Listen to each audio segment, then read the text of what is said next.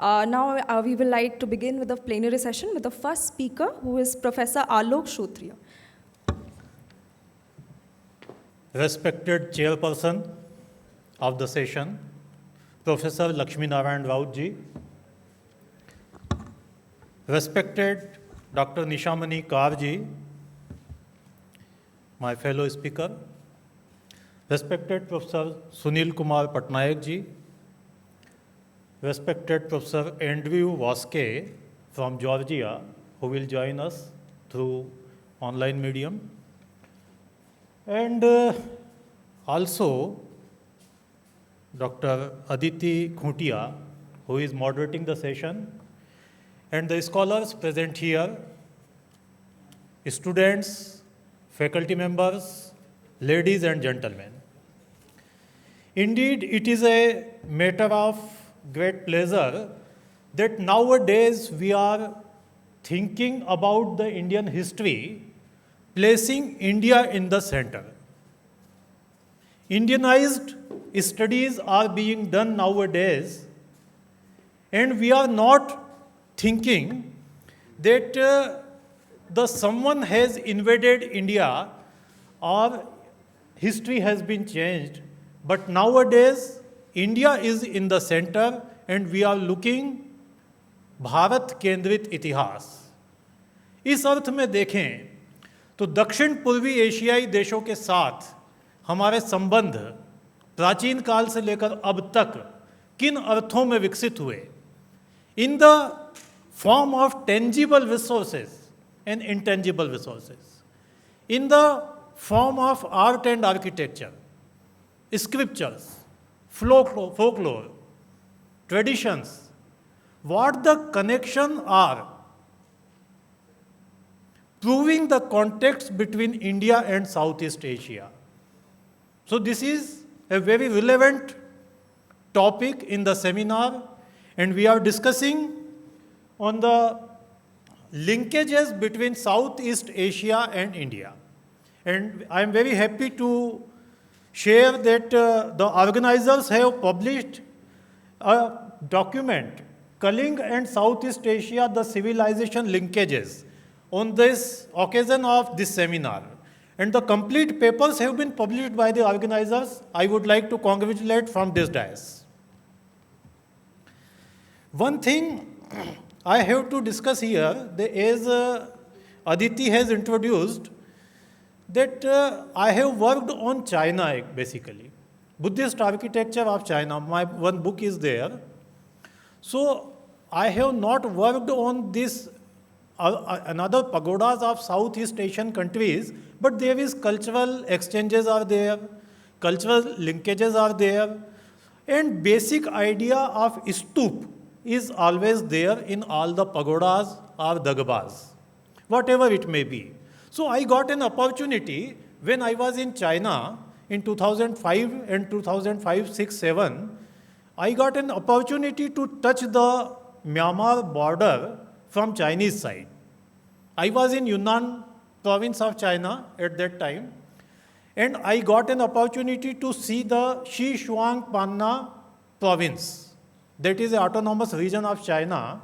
So I got an opportunity to see the Sichuan Panna also. In Sichuan Panna region, the stupas and pagodas are in the similar style which are found in the Myanmar region. As we are discussing today, and in the morning also, former VC sir has pointed out that the periphery and the area of the Kalinga was different, what we think today. This is our linguistic boundaries. Now the Odisha has been made and Bengal has been made. But earlier, the Tamralipti was a part of Kalinga. There was a clear connection with the Suvarna Bhumi. Several Jatak stories are there, Buddhist literary evidences are there, that there was a linkage between Kalinga and Myanmar too. So I got an opportunity to see those pagodas. I have not worked on the Burmese pagoda particularly, but in the study of the Chinese architecture, I got this opportunity to see this Burmese pagoda too. our university has a regional center in Manipur. And Manipur also shares from More to Tamo. There is a border between Myanmar and India. So when I was in Manipur in my regional center, Manipur Indira Gandhi National Tribal University Centers, so I got an opportunity to cross the border from India side too.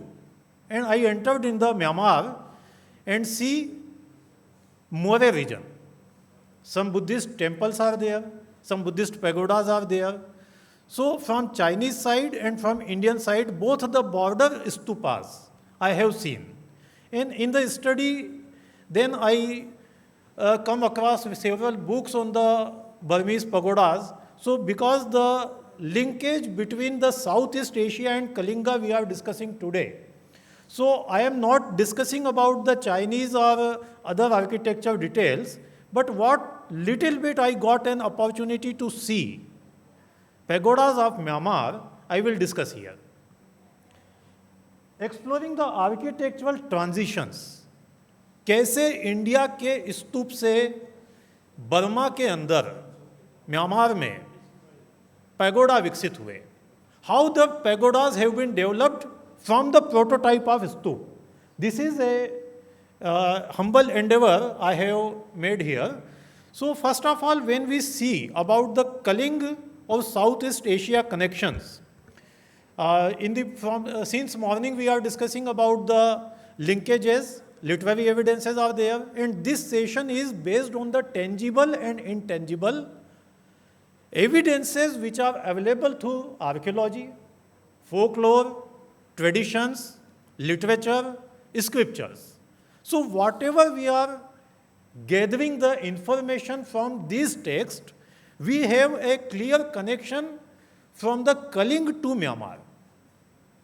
जहाँ तक stories में मिल रहा है, earlier it is said that before Ashok there was a linkage between Kaling and Myanmar, and also Suvarna Bhumi was known to us.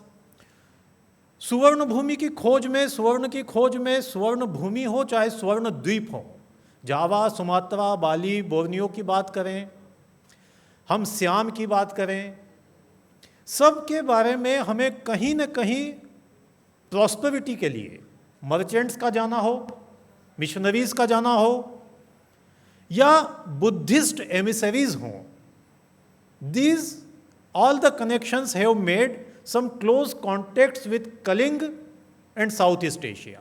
So it is also evident that Kaling has a connection with Myanmar too.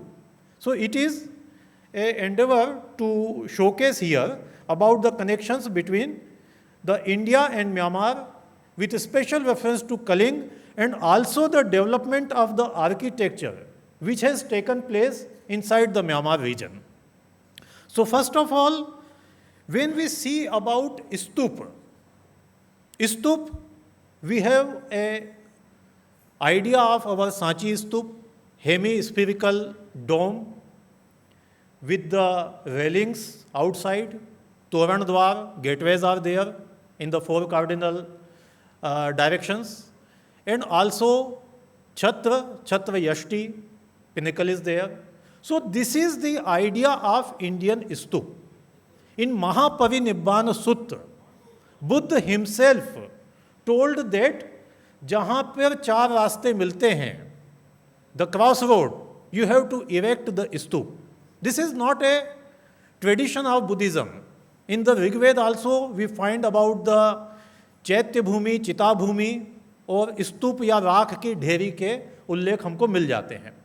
So in the Mahaparinibbana Sutta, Buddha himself told that if you want to venerate about myself, you have to create थूप. पाली में उन्होंने कहा कि थूप कम कीजिए, थूप कम करने की आवश्यकता है. You have to erect the stupas on the crossroads. हम सब जानते हैं कि बुद्ध की मृत्यु के पश्चात जो 8 मुख्य स्तूप बनाए गए, नवा स्तूप जिस पंडित के पास में जो कलश था उसके ऊपर बनाया गया.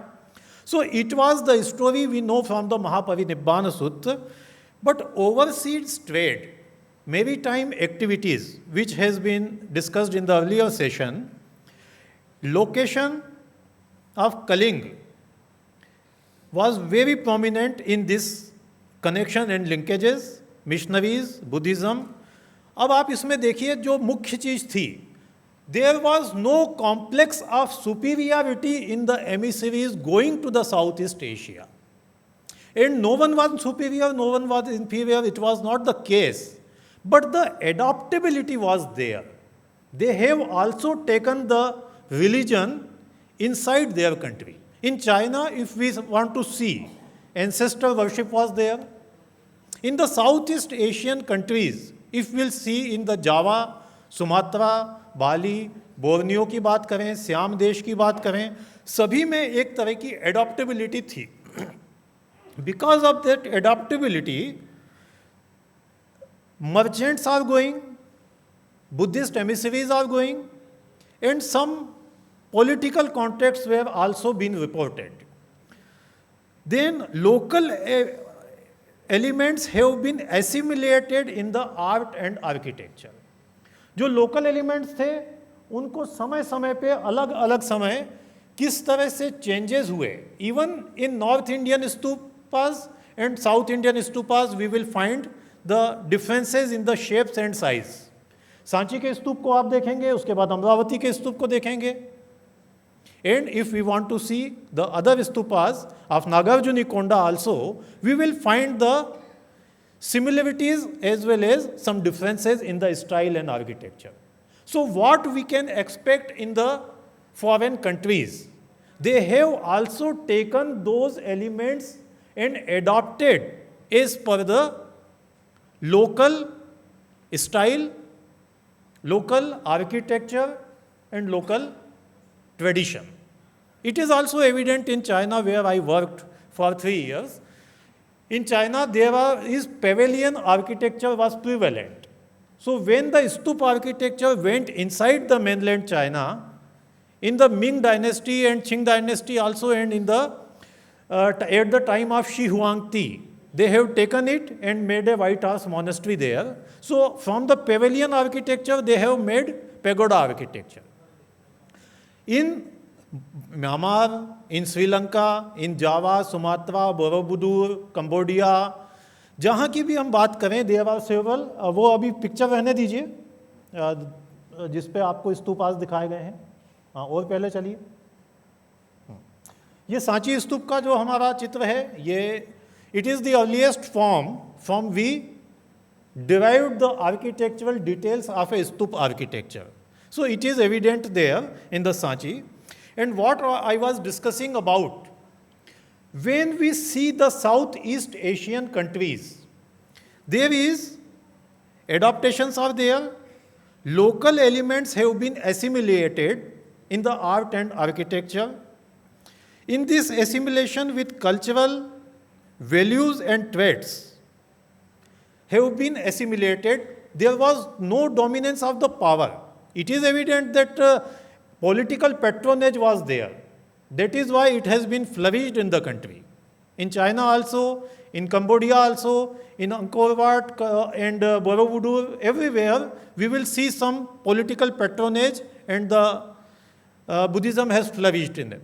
In Myanmar itself, in the 1056 AD, when the state religion has been announced as Buddhism, so many pagodas have been erected, Buddhist temples have been erected in Myanmar. So political patronage has a pivotal role in the spread of the art and architecture in the region. But the people has also taken them positively, and assimilation and local adaptations can be seen in the architectural form of the pagoda architecture. Interaction society consists of both the civilization context. A.P. Patnaik sir ने बहुत इसके बारे में लिखा है, जिसको मैंने संदर्भित कई जगह किया है. And the connection with the Kalinga we are discussing since morning. So we have found the Kunlun Orang Kling. Chinese में कुनलुन मिल रहा है हमको, जो कलिंग के पीपल के इंटरेक्शन को बताने वाला है. इंडियन इमिग्रेंट्स इन मलाया आर्चिपेलागो में आप देखेंगे Orang cleaning. people of Orang cleaning have been identified as the people of Kaling Desh. That is why the close connection with Kaling. Tamralipti was a very famous port, and other ports were also there. Srila Tripati has pointed out in his presentation, so the repetition is not needed here. In Indianization, expansion of Indian culture, we can see in the kingdoms of Cambodia, Champa, Java, Sumatra, Bali, Borneo, Indonesia, Malaya archipelago, and finally, Burmese and Thai kingdoms. ये immigration है जो trade commerce से चला, religion के कारण. Buddhism was a prominent religion which have contributed a lot. Religious communications patronized by the court, and what these religious activity have been adopted by the kings. When we see in the China and in the Southeast Asia, if the earlier tradition was coming and dynasty has been changed, they have taken Buddhism as a new faith. Buddhism and Indian religions are giving the king as a supremacy like a god. If you have a power of God, then subjects are obeying your all the orders and examples. So in the China itself, when the tribal kings have come to the power in the Yunnan province and the other province of Kansu, they have adopted Buddhism. In the same manner, Buddhism has been adopted. और भारत में जो राजत्व की दैवीय अवधारणा थी, the divinity power of the kingship, it has attracted, it has given an attraction towards the foreign kings too. And they have adopted this religion and they have got the supremacy and blessings of the God. He may be Buddha, Vishnu, Shiv, Durga, or any other religious faith. So it was also a reason that why the kings have adopted these religions in their kingdom.